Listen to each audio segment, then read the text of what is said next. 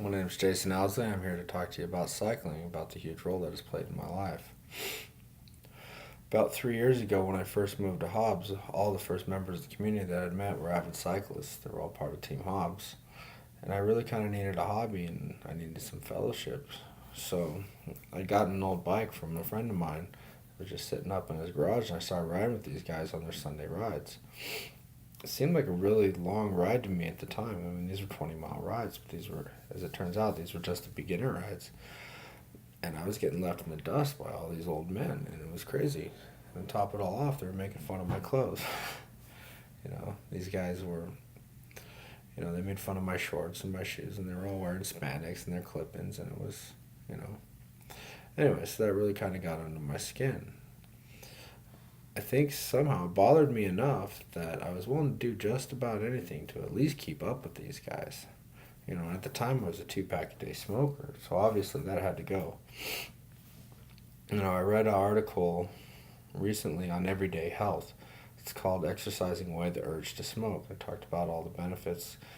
Quitting smoking, you got problems with appetite control, you've got problems with anxiety, and then there's just the oral fixation thing. There's just so many aspects to it. I mean, psychological and otherwise, that it's virtually impossible to get rid of. The only thing with picking up an exercise regimen, like they're talking about on that article, is then that's something else that I would have to have some commitment to, and it's still just to myself. So, the cycling offered a little bit different aspect to it. I hit the reference second article, but Thomas Opping on Medium.com made an article about increasing your chances of success by 95%. Actually, the name of the article is How to Increase the Odds of Reaching Your Goals by 95%. And in a nutshell, what he's saying is that you need to be accountable to somebody. You need to allow that person to hold you accountable.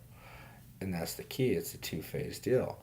So by joining Team Hobbs, what I was doing is I would start getting emails and phone calls and text messages from these people. I was expected to be certain places. I was expected to meet certain goals, and I really rapidly got much better at cycling, and I was able to stay stopped from the smoking.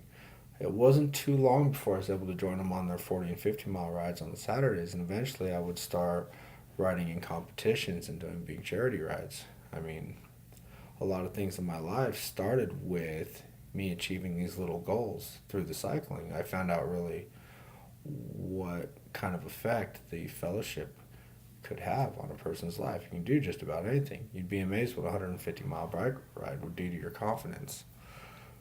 So what I'm saying is, if you're really looking for a great complement to your life and you're looking to pick up a new lifestyle, I highly recommend cycling. I mean, not just for the health benefits, but just for the mental aspect of it as well.